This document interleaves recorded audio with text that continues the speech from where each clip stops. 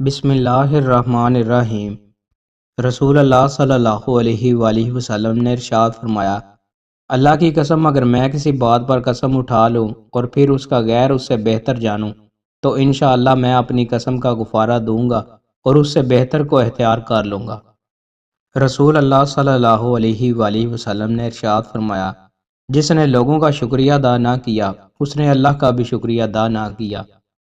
رسول اللہ صلی اللہ علیہ وآلہ وسلم نے ارشاد فرمایا، اگر تم میں کسی کو نماز میں مشغول اپنے بھائی کے آگے سے گزرنے کا گناہ معلوم ہو تو اس کے لیے 100 برس کھڑے رہنا ایک قدم اٹھانے سے بہتر ہوتا۔ رسول اللہ صلی اللہ علیہ وآلہ وسلم نے ارشاد فرمایا، جب کوئی شخص دعا کرتا ہے جس میں گناہ یا قطع رحمی نہ ہو تو اللہ تعالیٰ اس شخص کو اس کی مطلوبہ چیز ہی عطا فرما دیتا ہے یا پھر اس کی مثل تکلیف اس سے دور کر دیتا ہے۔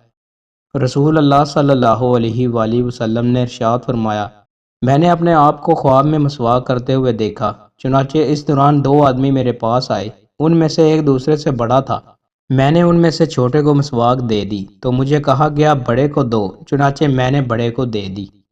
رسول اللہ صلی اللہ علیہ وآلہ وسلم نے ارشاد فرمایا، روز قیامت میری شفاعت کے لحاظ سے سب سے زیادہ سعادت مند شخص وہ ہوگا جس نے خلوص دل سے لا الہ الا اللہ کے سوا کوئی معبود برحق نہیں پڑا ہوگا۔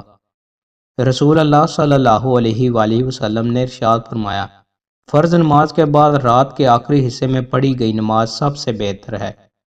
رسول اللہ صلی اللہ علیہ وآلہ وسلم نے ارشاد فرمایا، سب سے فضیلت والا جہاد اس شخص کا ہے جو ظالم حکمران کے سامنے کلمہ حق کہتا ہے۔ دوستوں، مزید اچھی ویڈیوز کے لیے ہمارے چینل کو سبسکرائب لازمی کریں۔ بہت شکریہ۔